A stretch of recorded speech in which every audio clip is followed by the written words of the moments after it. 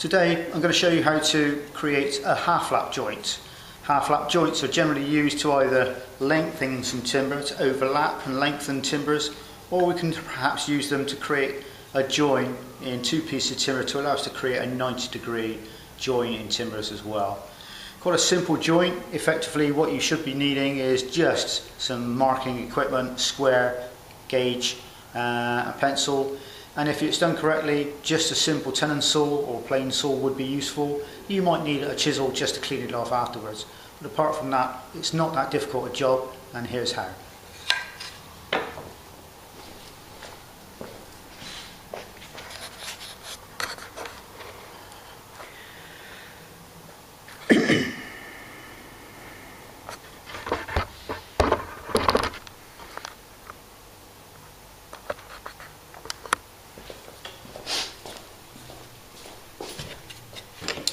So the first thing we're going to do is mark out for the size of the timber that we need, and we have two pieces of timber the same width, same thickness, so that's the ideal situation that you need.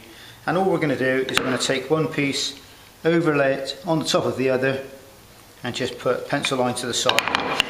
Now quite simply what we're going to do is even up the sides of these.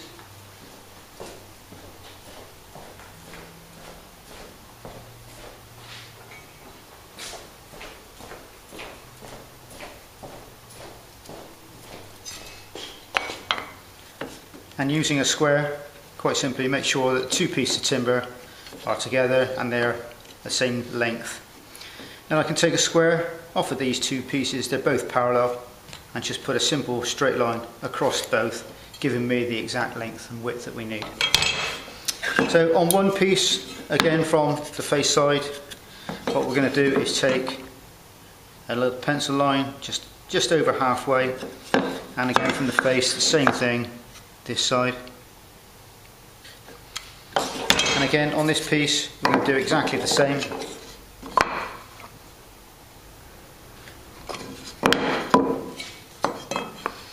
The reason we work from this face side is to make sure that all the dimensions that we have are exactly the same. So we have two pieces of timber, both marked out, and what we're going to do is be removing half of that piece of timber. How do we actually get to half of that piece of timber? We can use a gauge to do that. Using a simple gauge, we can set it so as when we put a little pinprick into the timber and turn it around, the pinprick is exactly centre both ways. This may take a little while to get this right, but it pays dividends to do this.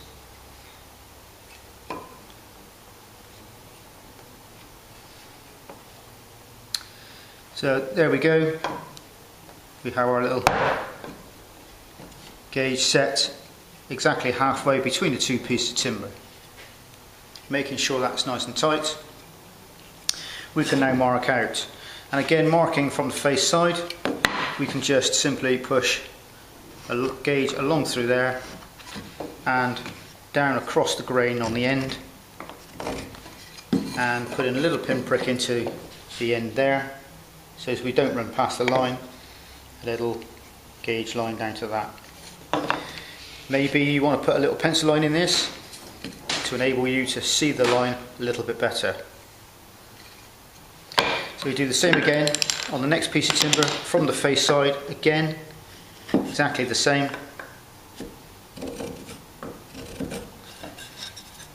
Pinprick on the end just to make sure it doesn't go past the line.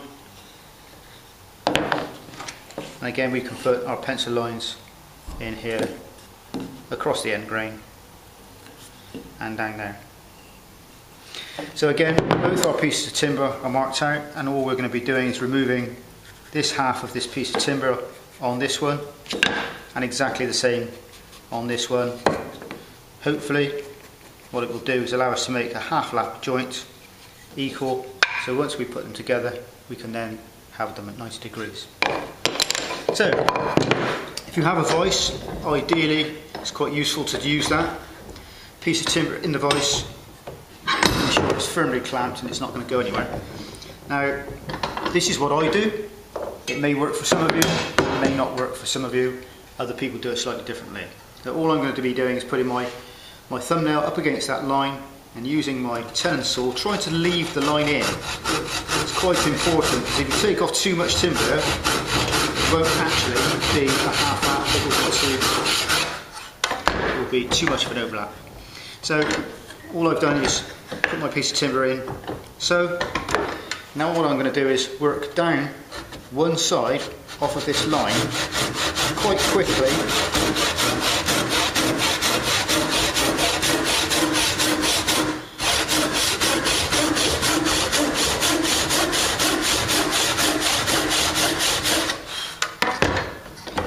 Turn it round,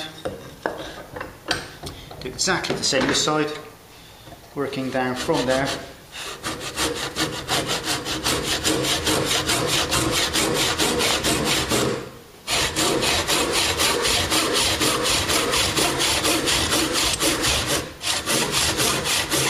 Making sure I don't go past my line. Now, effectively all I've done so far is I've created two cuts, pretty much going up to there, creating a big triangle. So all I'm going to do now is I'm going to work across and bring these two lines down to this shoulder line here, making sure that we don't go past too deep on there.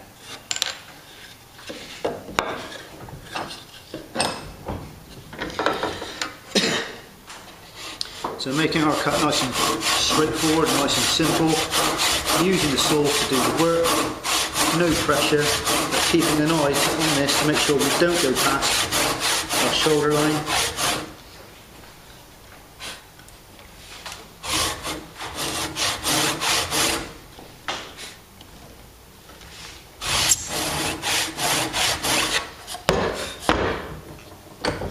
Like so.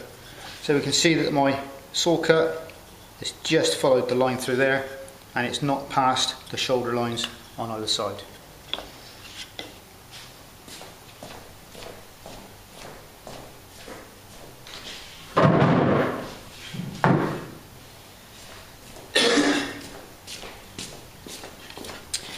Using a simple bench hook,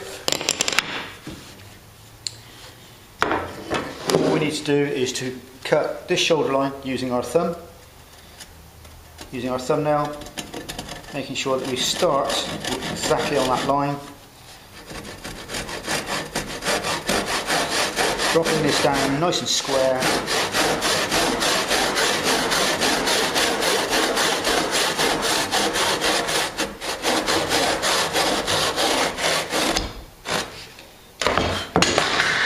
Timber pops off. So that's one half of our half lap joint. So we need to do exactly the same again on this piece of timber. And again, I'm just going to go across the top of the wood piece of timber using my thumbnail again as a guide, right up against that line.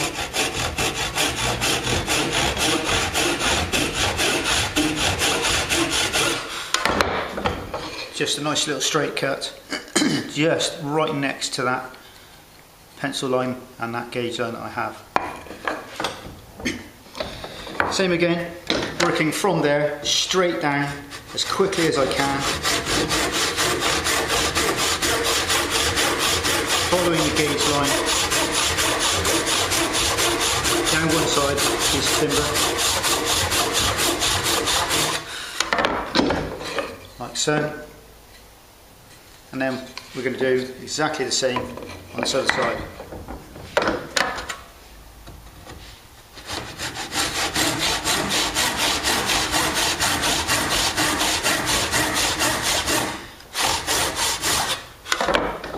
Again, once we created our little V shape, we're just going to take this off again down to this shoulder line.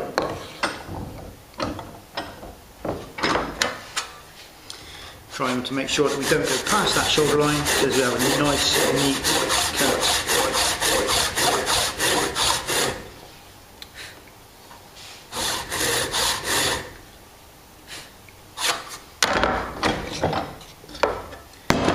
Again, using our bench hook, exactly the same as we did with the piece one. Cutting across the shoulder.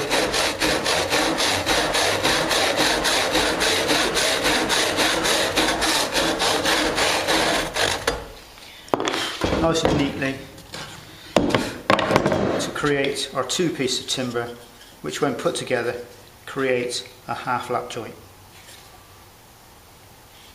Now it may be that you would like to take a little bit off with the chisel, which is fine, that's not particularly an issue, but you need to be very careful of how much you take off. You don't want it being undersized or too slack. And just pressing this together, it could do with just a little bit off that middle bit. You do sometimes get a little high spot around here, so I can just quickly take that off with a chisel, keeping my fingers behind the chisel and away from that sharp edge. I can just pare off a little bit of that high spot.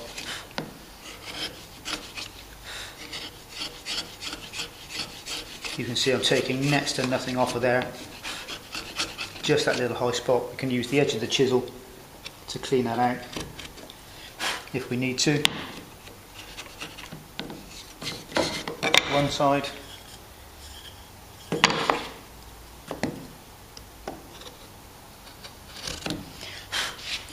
And again, same here, we're using the chisel just to take that little high spot off, probably around about in the middle there. Just using the corner of that chisel.